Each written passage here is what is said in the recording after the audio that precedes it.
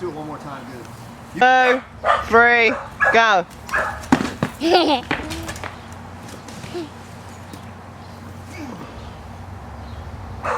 I don't think this shield's good. Because even if I get my hand loose like I did there, this would be a metal ring inside here. This would be bronze. If he cranks my arm, I can't get my arm out in time to defend myself. I'm going to wind up with a broken arm, and just like that, I'm going to wind up decapitated. Stop. And I can't use my sword in time. That's ridiculous. Oh, just to show you something? Are we still going? Mm-hmm. Let's show him one more thing. If he gets past me, let's say I try to rush in and he's got his katana and he does the same thing, and I've got the sword. So this is a longer sword than Spartan normally uses. It's more like a Greek sword, almost 2 feet long.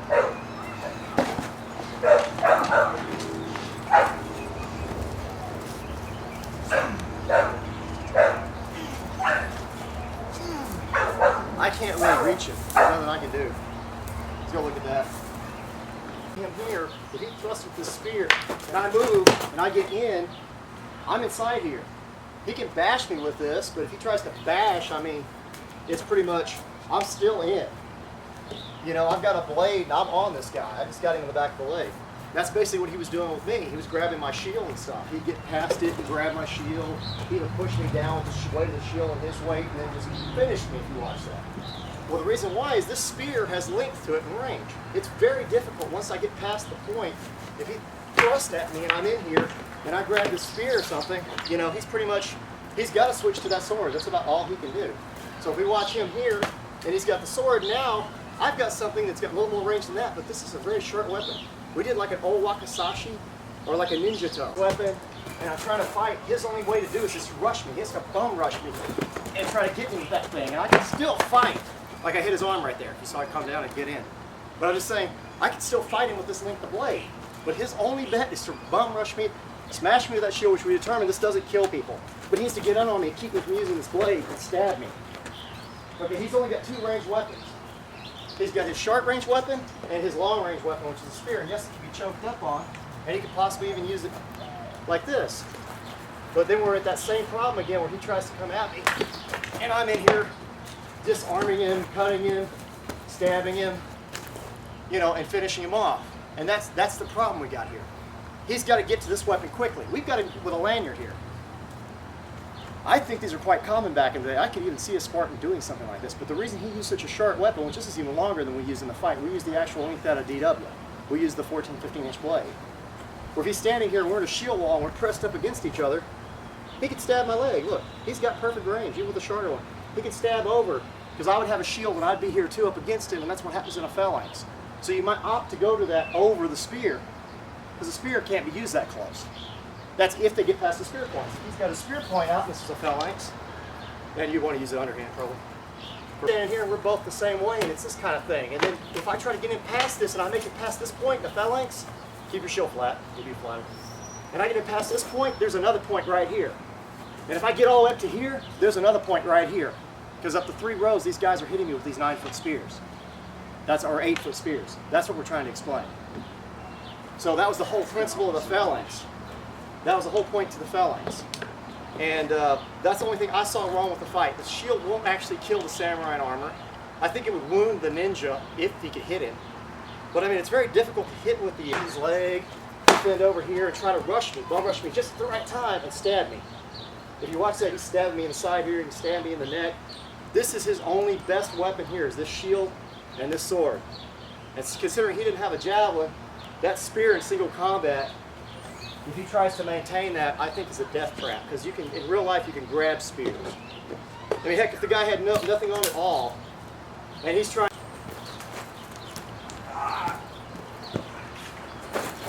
I'm just using a spear against him. I just used a spear to push him, and he's not coming back with this. You can watch this right here. Anytime he thrusts,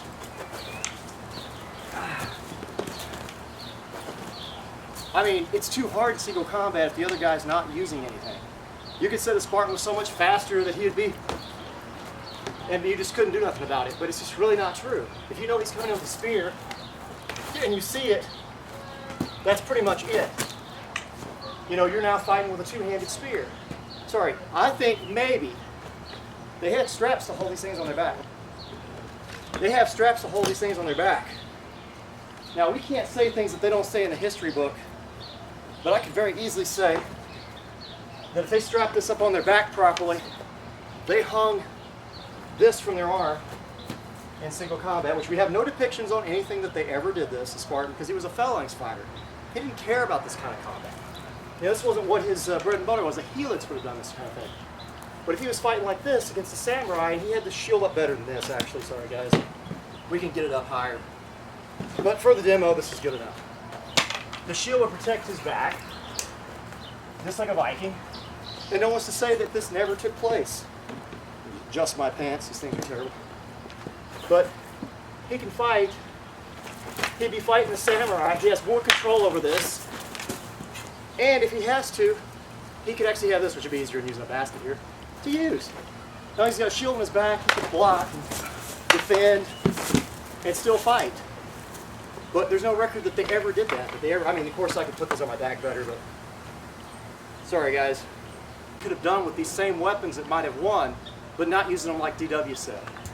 If we try to use them with spear and shield, not in a phalanx, it's just not happening. And this shield is not good when everybody's bringing up this pancreathon, all this kind of stuff. Where the hell do you think you're going?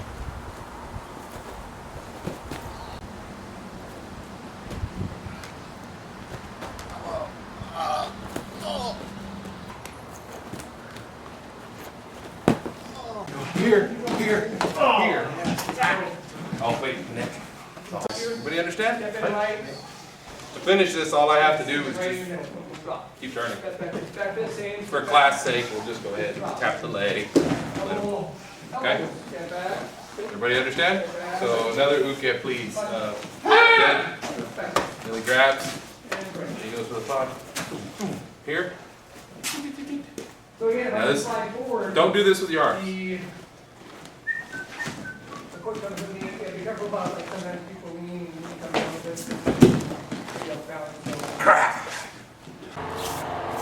Alrighty, one other thing. In our first video, Elgrimir used a sword that everybody said looked like a baseball bat.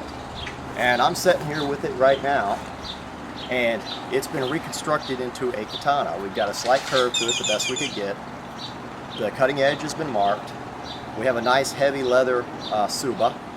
And right back here, I want you to look at the wood. This is rattan. This stuff is solid. This has about actual weight of an actual katana, this length, or an old wakizashi, because it's a hair shorter than some of the modern katanas by about that much. But we just want to show you, we reconstructed into a sword for some of the tests in the video. We retaped it. Retaped it, and yes, it'll perform just like it's supposed to. And it is not, as everyone's trying to say, that I'm using a baseball bat. It does not feel anything like a baseball bat. It handles like a katana, just to let you know. I mean, but it is a solid wood, and this stuff without armor, if you took a blow to the head, could literally kill you. One nice heavy blow to the head could pretty much be it. I mean, seriously. This might be a little proof here, but I will try to see what it does to this, but I guarantee you, you will see it. And if you watched it shatter a piece of top of this, which is easier to shatter because it was already on there, that's the kind of blow this thing is capable of delivering to a head without armor. So yes, the body can withstand these type of blows and leave bruises, but the head has to have a helmet. So this is the weight of an actual sword, and it is solid wood rattan. Just so you understand, these are not toy weapons.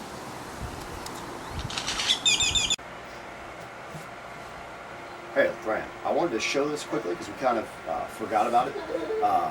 When Marquez was fighting me, and he was representing the samurai, specifically the samurai, he was using this. This is like a large tachi, or a nodachi. And if you see the nice curve where the handle even curves back, and it's even a longer handle, this was what they fought with earlier period. We don't believe that a 16th or later century samurai should have been fighting a Viking or a Spartan, because it's kind of redundant. You know, you start getting that late century, and they start changing from what they originally were. Early period, they used big swords like this. This wouldn't be wielded one-handed. Like this could be wielded one-handed, and this was a later century dueling sword that we're used to here, this size of katana. This one here would always be wielded two-handed because it's extremely heavy, and this provided the length. So we used this instead of a instead of a naginata like they picked. And actually, we showcased a different polearm as well that the samurai could have used like a jumoji yari or a actual kama yari like the ninja could have used. So what we kind of did is crossed our blades. We got one that's in between an owakasashi and the shorter one and the katana, which is like a ninja toe or a shinobi katana. This one here is a cross between a tachi and a no-dachi kind of, because it's a little bit long for a tachi. But the idea was we had both lengths that took place in those fights, and we tried to even them out. Against this blade here, I probably would have been better just fighting with the Xiphos and the Aspis, because I can rush him and possibly stab him and kill him, and this is harder to fight with up close. But I didn't do that from the beginning of the fights because we were trying to actually dispute Deadliest warriors fighting. They said that he got all his kills with the spear, and he started with the spear and shield, and that's the way he did it.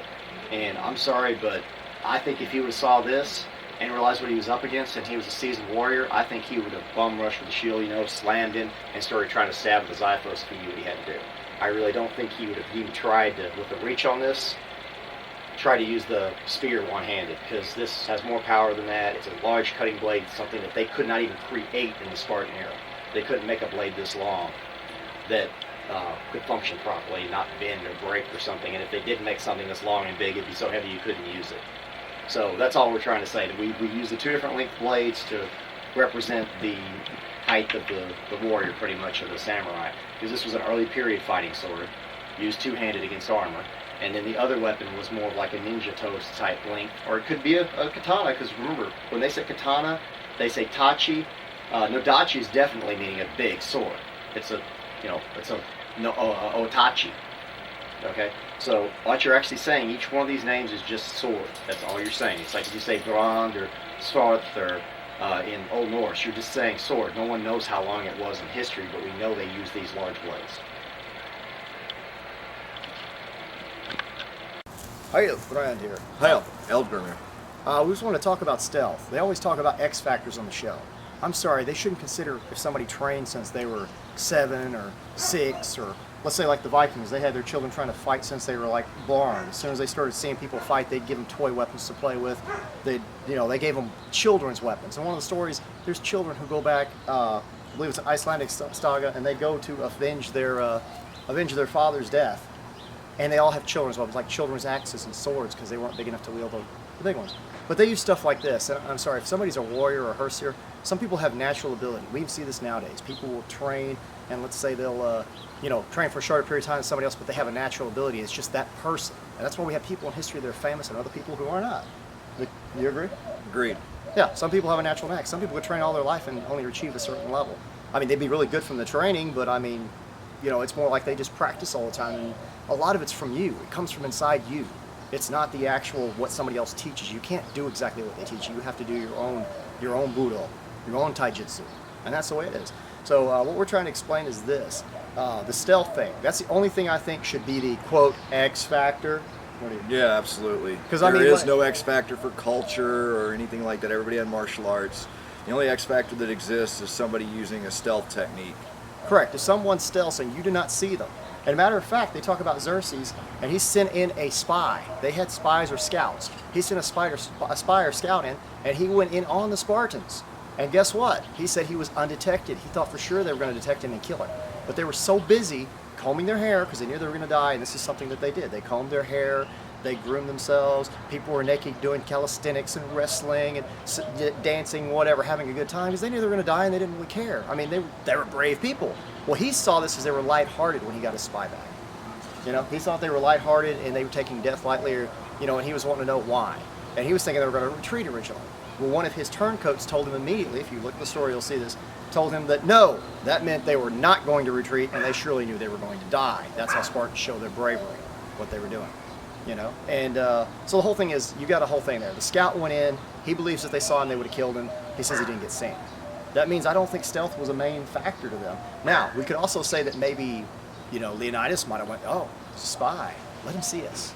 I don't know. I mean, there's no way, so I can't be that way about that. We don't know. But the thing is, if the ninja did his stealth properly, and he set the trap up, and this is not a combat arena we're talking about. This is like the SEAL team when they went in there and did the stuff they did recently. You get it done. They don't treat a man like a man and give him honor and respect. They just treat him like an animal and hunt him and kill him. That's different. But the samurai and the ninja were of the same caste. They were both warrior class, correct? Absolutely. We have done enough research on the history. Stephen K. Hayes back in the 80s was trying to get people to train in Tokokuri-ryu ninjutsu. He came back from Soke Hatsumi and was trying to teach people. The thing was, it was hard to get Westerners to actually train in Japanese martial arts. It wasn't Japanime everywhere. The Japanese weren't respected like they are now. And everybody thought that they were all Buddhist and Shinto, and that was against Christianity or something. Not like we have anything against Christianity, no, get the wrong idea. But what they did is they came back, Okinawan martial artists came back and said, well, you know, we're teaching this way of discipline for your children and stuff. It's not about religion. It's our martial art. It's something we learned to fight the samurai with. And these samurai were evil. They pretty much said, you know, samurai are evil, and we beat the evil samurai this way. Well, Hayes figured out if he went ahead and used the same ploy and what the ninja were persecuted Japanese instead of Okinawan. These are two different countries for people who don't understand, or two areas. It's a separate island from Japan. That they were the same, and that's how they came up from the farmer class level, which we're not saying there was never a peasant that was trained as a samurai. There was. Okay, I mean not a samurai, but an actual ninja. Some of them were. They had operatives that worked for them. A lot of them were just spies. But what we're trying to get at is most of them were samurai caste or samurai class. They could have been out on the battlefield against the Spartan if they knew they had to fight him on the field, and this is the only way they were going to get to him. They could have been out there in full armor. I mean, full samurai armor. They still would have had their bow shuriken. They would have had Mitsubishi techniques. They'd have had all their little tricks. They could even use a kusarigama. And like I said, all the ninja were Samurai. Yeah, all the ninja were samurai as well. All the early ninja were actually samurai. The Shoninki was written by a samurai. Everybody who knows he was a known samurai, and everything he wrote was the pure art. I mean, it was all there. So what we're getting at is, he would have been on the battlefield in full armor if he wanted to. If that's the only way he could get to the Spartan guy, for some reason it was his mission to kill him, he would have been on that battlefield in full armor. Matter of fact, if it was a formal duel, he might not even have used any of the special tricks or techniques. You know, he would have fought just like a samurai. And as we saw in our fights, the samurai can win in that battle due to the gearing if they fought like the vase paintings. But basically, Miyamoto Musashi, he fought a guy with the kusarigama. Did they say the guy with the kusarigama was a ninja? No, because a kusarigama is what? It's not a total... No, it's not a total ninja weapon. There was a period in time where everybody wanted to use it. It was a flail with a weight on one end and a warhammer and a military pick on the other end. Yeah, there we go. Basically a military pick. And the samurai kusarigama is not what they used on that show. They actually used like a modern martial arts one that looks like an Okinawan sickle or farming tool. Yeah, like a farming tool, exactly. The actual real one, and I can show you one again we showed you, it's actually designed to pierce armor. And we've probably showed some pictures already of the traditional ones. Some of them are made out of steel. They're all metal. I don't know exactly what metals, but they're all steel, one piece of metal. Right, they're very reminiscent of a military pick or a lucerne hammer, the head of a lucerne hammer like you see in European styles. It's designed to puncture clean through armor like a knife through butter. Exactly. And it's gonna puncture your body through the armor. Oh, we did some testing on that, and I didn't have any. I don't know. Sorry, we didn't get it filmed, but my friend who helped us with our Xiphos actually had some bronze. We didn't have enough to make anything in it, but we had some bronze brazing wire, and the sword we made with the iron would slice into that bronze. It would literally cut that bronze, and it didn't hardly damage the edge if you scored across it. It just cut into the bronze. So we know that their iron weapons were stronger than their bronze. It was possible to thrust through bronze armor with their weapons without damaging them very badly. The flaw was if you started getting into lots of heavy iron armor, or that lacquered heavy iron, or chain even that budded mail damaged it that was made of steel. And yes, I don't know if they totally had steel, but they did have iron and different stuff. It's just the whole idea of it. You're smashing into something metal. If you're smacking into something metal to cause damage through it, whether it unbends or not, the Xiphos would have lost an edge quickly. That's what we're looking at. Well, let's get back to the critical point of this speech, and that's that the only X factor that we can see in any warrior culture is stealth. The Vikings had it, everybody had it, and somebody was a scout. Somebody was some kind of a ninja type.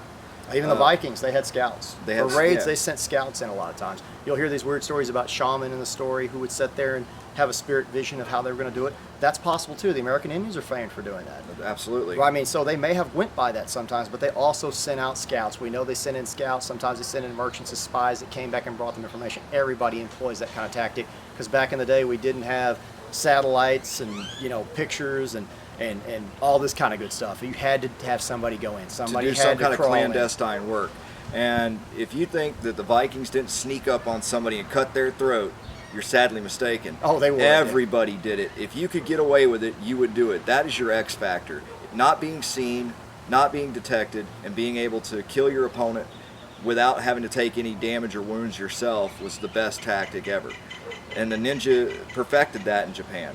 And what we're trying to say is that if there's any X factor, the ninja would have used that as an X factor. But since we're talking about a field battle, and DW wants to put everything in an arena, then it's not right to put a ninja in like a stealth kabuki, gear. yeah, in Yes. a kabuki suit, and have him try Broad and fight, daylight. yeah, in broad daylight, and have him try and fight a guy in full armor. With no armor, and they had armor. They did have They armor. had special armor that was made of kusari, and it would be several layers of fabric with it, so it was underneath their clothes. Is what it looked like. It looked like they were wearing other clothes, a lot of it. They did have some that you could apparently tell it was armor, but it was so you could be quiet in it. They had stuff they could sneak around in that was armor. Absolutely, and would stop a sword. sure it would. And we've already tested the butted chain, the butted kusari. And my chain in other videos, which is in a lighter chain, and it is joined. It's joined, yeah, absolutely. And they had this. There was areas where they wore all chain, the samurai, kusari. Then they had kusari with plates. That was usually the one where they used the heavier gauge bent together rings because you could get away with it because it didn't cover as much area, so it wasn't as heavy. And yes, they had lamellar. So did the Vikings earlier period have lamellar, and other cultures, the Byzantines and so on, which was laced together scales or plates. Mm-hmm. Yeah. And then later century samurai did have sort of plate, but it would be larger plates, kind of like the a coat of plates we use, the Visby coat of plates for the samurai in this video, because we didn't have actual armor to use, which we did, but it absorbed the blows well, and the punching with the shield didn't do anything through it at all. Not at all. And again, Dungeons and Dragons, how stupid is that? Oh, that's all right. Deadliest Warrior, excuse me. That was a Freudian slip. It was a Freudian slip. That's what we believe they do the combat Yeah, simulation. that's kind of how they do it. It's Machine almost just like rolls dice. Yeah, that's exactly what we always say, that Dungeons and Dragons is Deadliest Warrior. Deadliest Warrior just rolls dice for everything. The Deadliest Warrior puts apples to oranges, and you can't put a guy with no armor who had armor, who could have theoretically had armor, against full armor, gear, yes. against a man that's already in full gear. And it's inferior. The Spartan gear is inferior to the samurai and ninja gear of their time period. The samurai and the ninja had better gear. They had steel, their kusari was steel, their weapons were steel. Everything they had was of steel construction. They were in a steel era. The Spartan was in a bronze transitional period into iron. It was actually the Iron Age, technically. It was the Iron Age, technically, but they were kind of in that transitional period. Because they couldn't make good iron armor yet, yeah. They couldn't make good iron armor, but they were still using some bronze, but they were making iron weapons, wrought iron. And it would have some case hardening. It would be Yeah, a little case hardening, but some steel to it. A little steel to it, but it wasn't quality enough to get through samurai or ninja armaments. And that's really the important factor in gear. If you want to talk about X factors, let's talk about X factors in gear. The X factor in gear is important. We can say that there is an X factor to gear. If you're using wrought iron with a little bit of case hardening against somebody with steel weapons, you're probably not going to do as well. And steel or really good iron armor. Yeah. Your only hope as a Spartan is to get into niches. Yeah, under the arms, and yes, the samurai had openings under here, inside their legs. A lot of it was cloth, and they just had armor hanging over them. Yeah, and sometimes the samurai used false armor, faux armor. Yeah, sometimes on their arms and legs, to make it lighter, they'd use the iron plates and stuff on their body, and their arms were actually leather. I mean, it looked like they were lacquered and everything, so you couldn't tell the difference between them and the actual metal. But they'd mix in leather, so they'd be lighter. So sometimes they wouldn't have the protection you would expect on the arms. Again, and we're legs. coming back to deception. Exactly. And You you would know- assume it's metal, so you wouldn't attack it. That was the whole idea behind it. Absolutely. Deception is the X factor in combat. And Metsubushi was one of the biggest that the ninja would have used. Yeah, like when I got blinded, that was horrible. Yeah, the blinding I could powder see was- glimpses. I won't lie. I could open and close my eyes and see glimpses, but that's just it. I couldn't keep my eyes open for long, and I couldn't open them very big because of the pain. And it's not just a pain; it's a natural instinct. Your body doesn't want to allow you to do it. You can't just fight through it and go, "I can see you." Right, and we don't think a Spartan could have done that. DW had it completely wrong. I keep calling it Dungeons and Dragons because to me that's what it is. That's his Freudian slip here, and it's Yeah. probably because we've talked about it so many times about how it works. Yeah, absolutely. Deadliest Warrior is like Dungeons and Dragons to me. It's a big fantasy thing. It's almost like a role-playing game. They don't use real fight mechanics at all. Absolutely not. And you put blinding powder in anybody's face. I don't care Yeah. how tough you are. Or shoot his eye out with a blow dart at close range where he doesn't have time to block and he doesn't even see it coming because it comes out of nowhere in Yeah. the midst of the fight. You're not going to continue fighting. If you you do might continue try, fighting, but but- you're not going to do very well.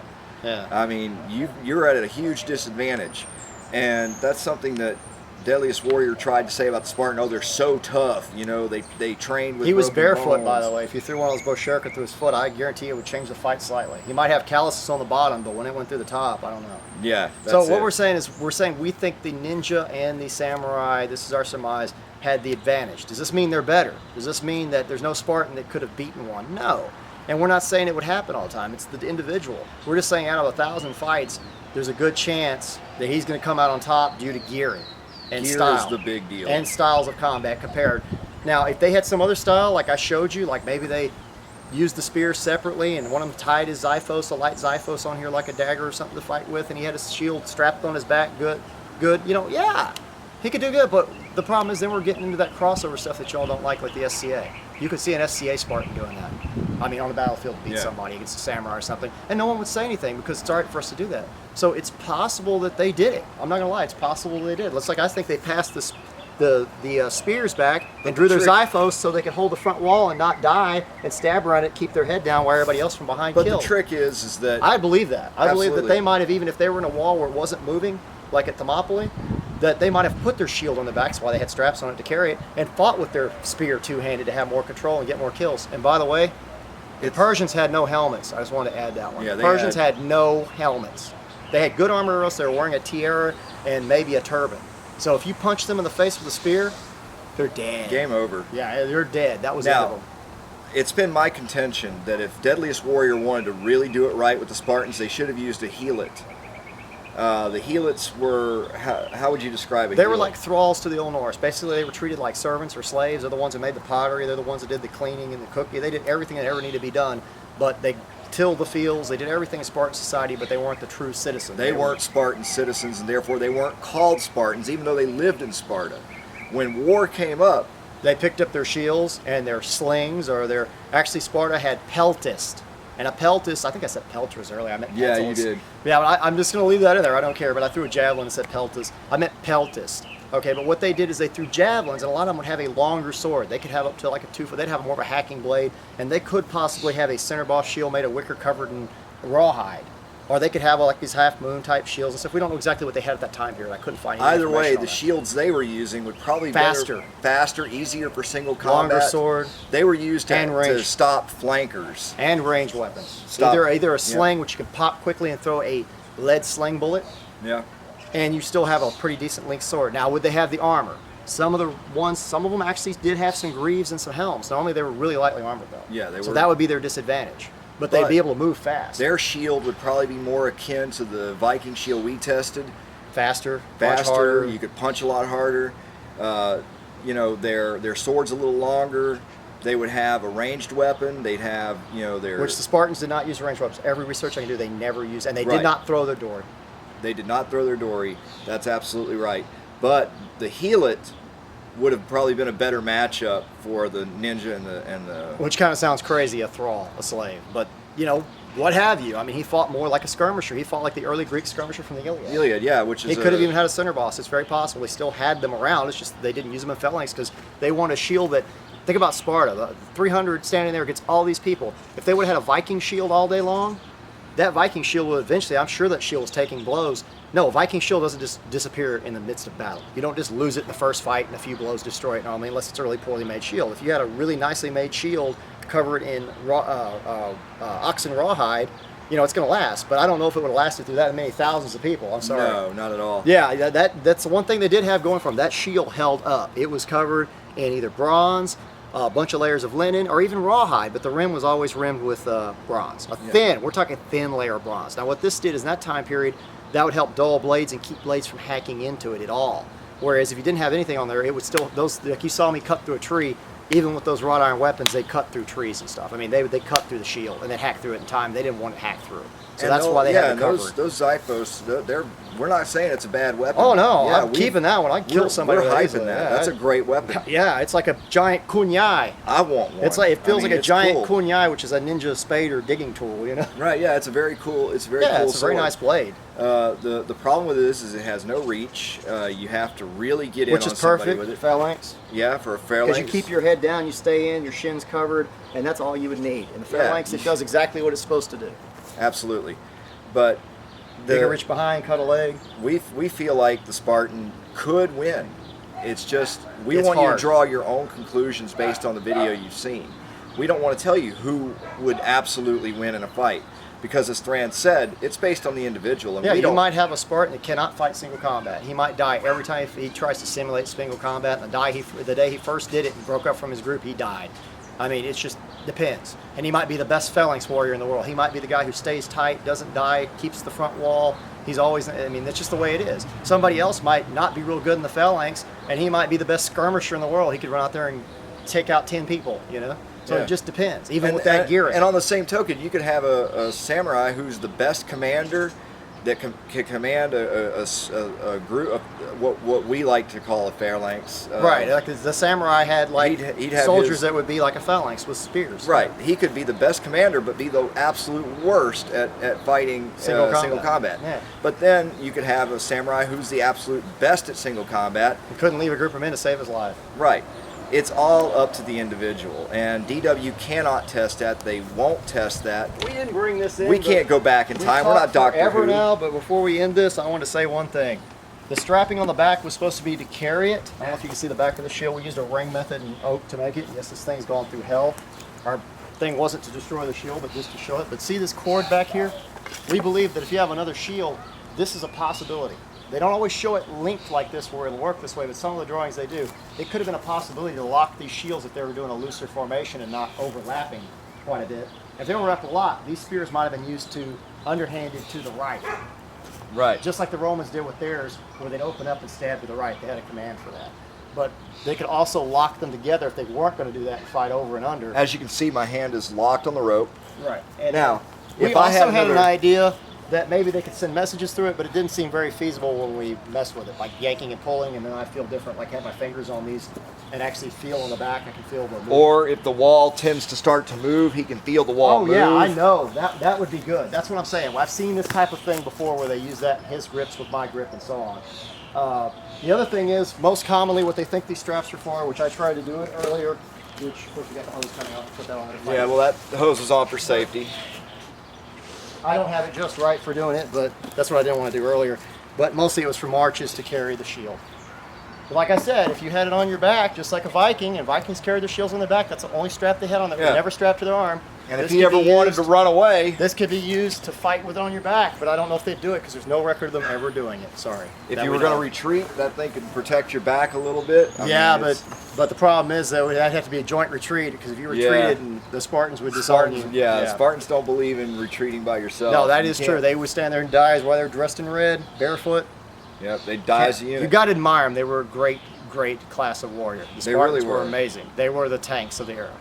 But- But anyway, we've talked way too long. Yeah, we have, but it comes down to the fact that we want you to draw your own conclusions. We think all these warriors were great. We believe the samurai was great, the ninja was great. We even believe the Spartan was a great warrior. But we want you to make your determine- own decision. We think that the samurai, they think the samurai and the ninja had the advantage though due to technology and gearing and style of combat.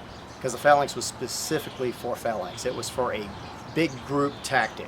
It was for them all to fight side by side to the death, and you know that's pretty much it. They stated that was the big honor of being a citizen of Sparta, was to die as a citizen in that front line. Everybody wanted to be in the front.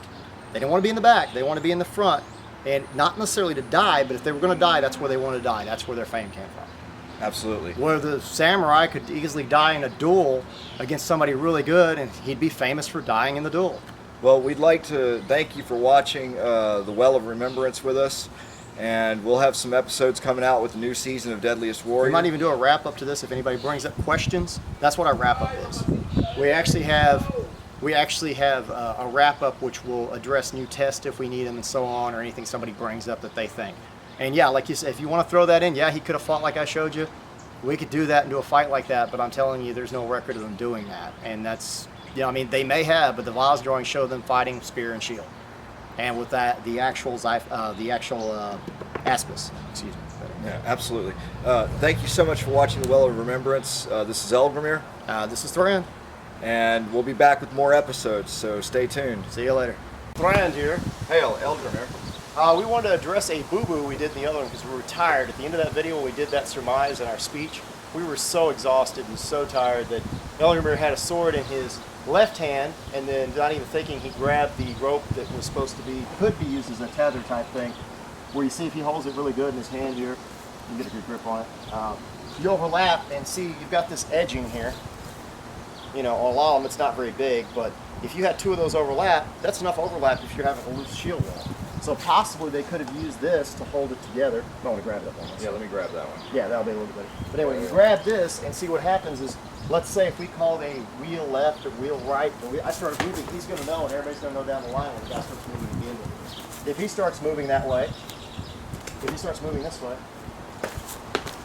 I can feel it. I'm not going to get separated. And the big deal why we don't want to get separated and why this might have been used that way is if he lets go of it, if I do something stupid, I back up when somebody pushes me. See, he turned. He wouldn't turn. If he didn't realize what happened, we've got an opening where he's got a kill pocket here and he's dead. Now, if he does the same thing, and let's say he moves back or forward and gets out of line without the rope, I've got a kill pocket here. My whole back's exposed. So in a shield wall, we've got to be locked up. Now, sometimes if you let go of the rope, let's overlap as far as we can. Step in close to me as you can. They talk about people being this tight. Sometimes Vikings suppose they overlap like this, but they had center bosses. But the problem we're looking at this, the only way you can get a good attack, you've got to attack over the top, which is a lot harder to use it one-handed like you see, you know, a lot of the drawings. And you have to attack under bottom if you're in the front, or use your, use your actual Xiphos or short sword or something. But the main attack would be opening up and attacking out like this, out this way, and then closing back up. The Romans did that a lot. But I think very likely it's possible this could have been used like this. Because with that many people and large phalanxes and trying to keep formations, no matter how well trained you are, there's times when somebody's going to get out of sync. But if I get pushed back, these guys are going to push back too. The shields aren't going to give way, they're not going to open up, and no one's going to get a kill pocket other than maybe at the top up here. So that's just one of our theories. The other theory we had, and we brought it up already, was that this could be some kind of communication device if you had your fingers on it properly. And he tugs and I feel something, but we've experimented with this and we don't think that that's probably viable, you know, to send orders down the line or something. Because it just, even though these are through little eyelets, and, you know, more than likely, this is more than likely, it's exactly what these people said. It could have been used for a dual purpose. The other purpose was, you're on a march, and I know these are a little bit further apart in these two areas than they're supposed to be, but it would have been a way to carry the shield. We should have been closer together on the bottom. I kind of screwed up putting them on. Anyway, y'all guys get my idea. Thanks for watching the director's cut in HD, and we want to put this in and fix the problem.